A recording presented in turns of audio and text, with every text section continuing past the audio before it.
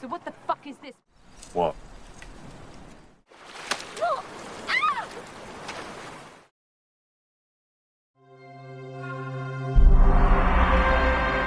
Halo, apa kabar semuanya? Dimanapun Anda berada, saya berharap kabar kalian semuanya baik-baik saja.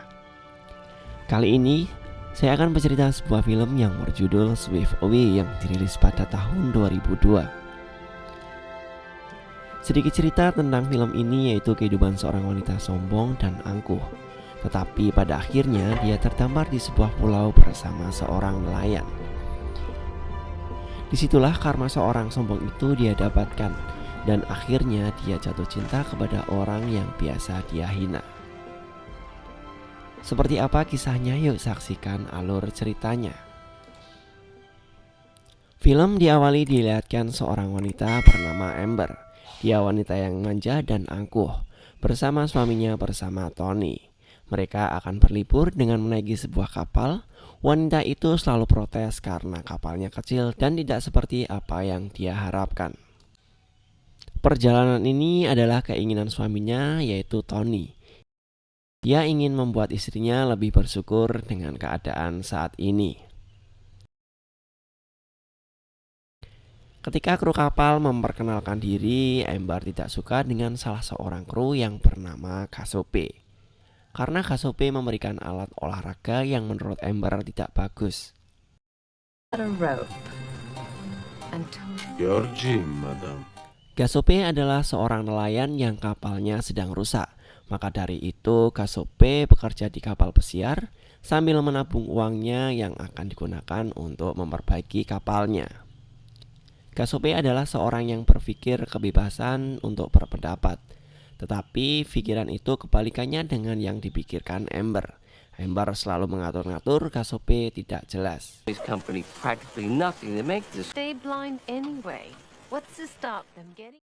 Amber mengatain Cassiope ikan yang baru ditangkapnya baunya busuk seperti badan Cassiope. Akhirnya Amber di esok harinya dia berbelanja sendiri ke pasar. Tapi bukan ikan yang dia beli yang dia masak oleh kru kapal, melainkan ikan busuk tangkapan Cassiope beberapa hari lalu. Tanpa curiga, Amber memakan sambil bercerita bahwa ikan yang dia makan saat ini enak dan segar, tak seperti ikan tangkapan Cassiope kemarin. Amber berpikir selalu benar dan berada satu tingkat di atas yang lain. Dia tidak pernah menghargai orang lain. Dia selalu memandang rendah orang seperti Cassiope. Karena dia sudah membayar Cassiope, jadi Cassiope harus menuruti apa yang dia perintahkan. Amber tidak senang apapun yang dilakukan oleh Cassiope. Amber selalu memaki-maki dan tidak pernah membenarkan apapun yang dilakukan oleh Cassiope. Lalu keesokan harinya ketika Amber minta diantar Cassiope pergi mencari angin dengan menaiki perahu kecil, dari situlah karma menimpa Amber. Ketika perahu yang ditunggangi mereka berdua tiba-tiba mengalami macet. Perahunya terombang-ambing di atas laut. Cassiope mencoba memperbaiki, tetapi Amber tak terima dengan kejadian ini. Lagi-lagi Cassiope dimarahi oleh si Amber. Let's start the engine, shall we? Lalu di saat Amber akan menembakkan pistol suar, mereka saling berebut. Lalu yang terjadi, pistolnya malah menembak perahu mereka. Lalu mereka hanyut terombang-ambing di tengah laut beberapa hari. Singkat cerita, di pagi harinya mereka melihat sebuah pulau kecil, lalu memutuskan untuk mendarat di pulau tersebut. Sesampainya di pulau tersebut, sifat keras kepala Amber mulai muncul. Amber akan menuntut Cassiope dan akan memenjarakannya. Dengan situasi di pulau yang tak berpenghuni ini, Amber mulai tak berdaya. Yang biasanya Amber dilayani oleh orang lain, di sini Amber tidak bisa berbuat apa-apa. Sebaliknya dengan Cassiope, karena dia sudah terbiasa mandiri hidup sebagai seorang nelayan bertahun-tahun, Cassiope dengan mudahnya mencari makan untuk bertahan hidup. Lalu kondisi yang biasanya Cassiope diperintah oleh Amber saat ini kebalikannya. Semua yang diperintahkan oleh Cassiope dilakukan oleh Amber.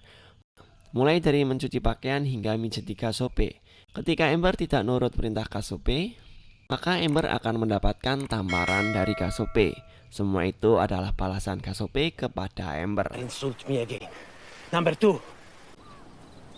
Sampai-sampai Ember tidak boleh mendekati gubuk yang dipakai istirahat oleh Kasope. Semua itu kebalikan dari keangkuhan Ember ketika masih berkuasa memiliki banyak uang. Tetapi di sini Ember tak perkutik dan tak berdaya. Lalu keesokan harinya Kasope telah merasa bosan beberapa hari tanpa ada hiburan. Kasope menyuruh Ember untuk menari tarian panas di depan Kasope. Semua itu lantaran untuk menghilangi kejenuhan Kasope selama terdampar di pulau tersebut. Awalnya Ember menolak perintah itu, tapi karena Kasope memaksa dan terus memaksa dengan tamparan, Ember pun terpaksa melakukannya. Come on to my house, my house. Singkat cerita, setelah lama mereka berdua hidup bareng di sana, akhirnya mereka mempunyai rasa cinta satu sama lain. Mereka berdua saling canda tawa. Kasope yang awalnya bersikap kasar dengan Ember sekarang sudah bersikap manis dan romantis.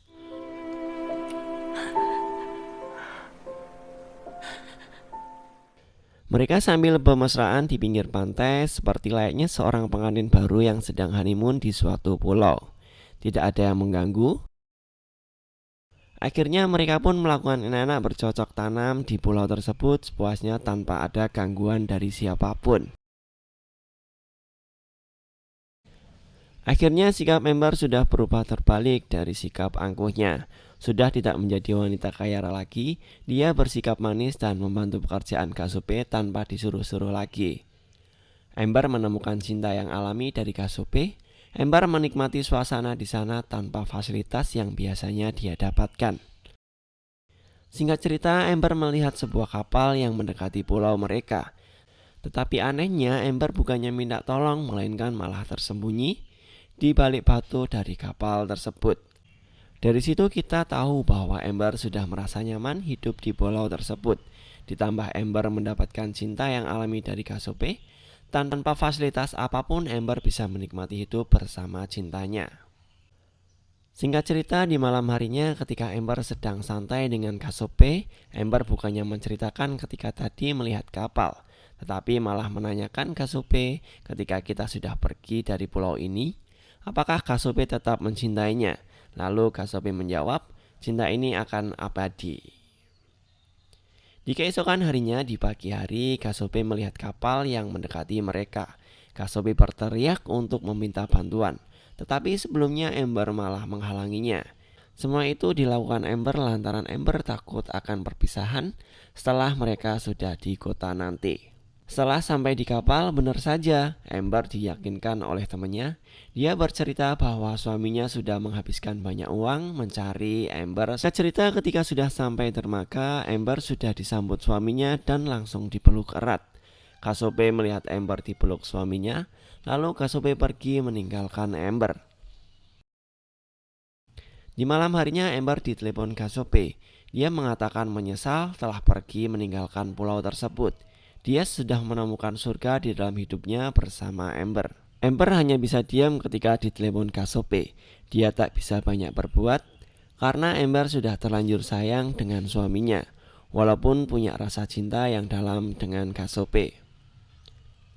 Setelah mereka berbincang lewat telepon, Kasope tidak menyerah begitu saja. Dia berniat memperjuangkan cintanya. Lalu Kasope membuat surat beserta ada cincinnya dan dikirim kepada alamat hotel tempat Ember dan suaminya tinggal.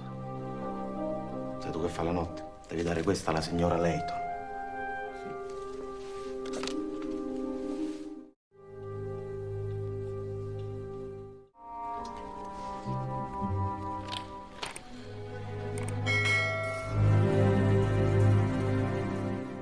Ketika Kasope sudah di lokasi dan menunggu Ember seperti yang dituliskan di surat, setelah sekian lama menunggu tetapi Ember tak kunjung datang, sontak Kasope lari menghampiri ke tempat Ember yang akan meninggalkan Italia dengan menggunakan helikopter.